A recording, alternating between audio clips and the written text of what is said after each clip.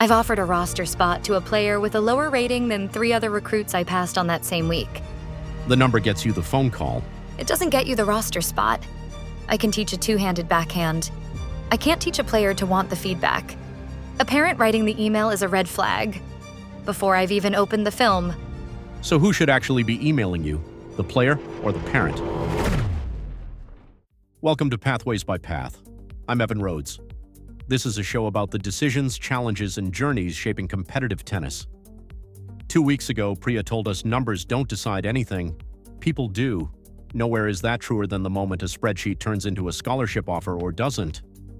My guest is a college tennis coach, Diane Kowalski. Welcome to Pathways by Path. Thanks, Evan. Here's what surprises every parent I talk to. I've offered a roster spot to a player with a lower rating than 3 other recruits I passed on that same week. The number gets you the phone call. It doesn't get you the roster spot. What gets you the roster spot is almost never on the stat sheet. So what is on the sheet, if not the rating? Coachability, mostly. I want to see a kid lose a set and adjust the second one. Not sulk, not blame the wind. Adjust. I can teach a two-handed backhand. I can't teach a player to want the feedback. The rating tells you the past. It doesn't tell you the ceiling.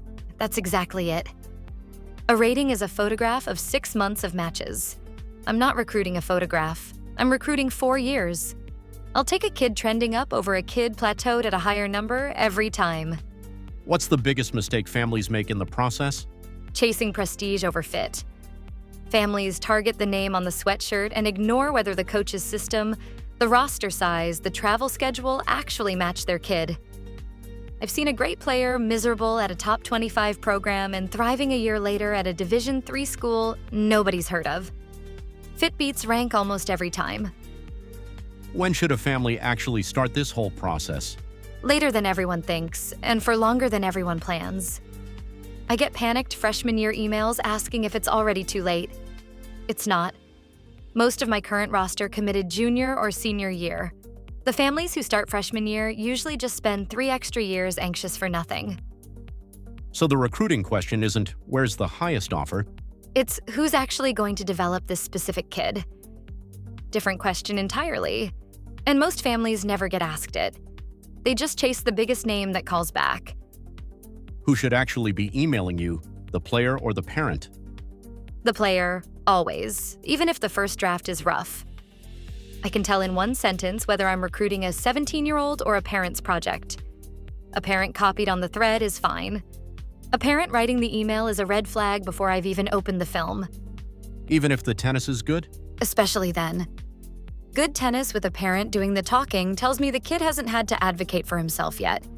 And self-advocacy is exactly what I need once he's on campus, and I'm not managing every detail. What do you tell a parent who's convinced the number is everything? I tell them recruiting is dating, not shopping. You don't marry a spreadsheet. You're picking 4 years of who coaches your kid, who sits next to them at 6 a.m. conditioning, who they call when it's hard. No rating measures any of that. Give me something concrete. What actually moves a coach to make an offer? 3 things in order. Film from the last 6 months, not the highlight reel. Full matches. A call with the current coach because I trust that read more than any number. And how the kid handles a bad line call, if I can find footage of it. That third one tells me more than a rating ever will. You don't marry a spreadsheet. Diane's right.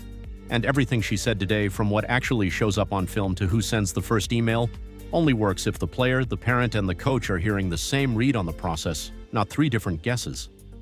That's exactly the kind of alignment Path's shared planning space exists to hold.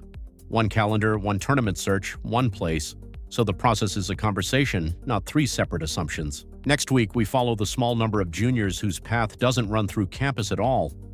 What actually happens financially and logistically when a player decides to go pro straight out of juniors, and whether the math even works. That's next week on Pathways by Path. I'm Evan Rhodes. Thanks for listening.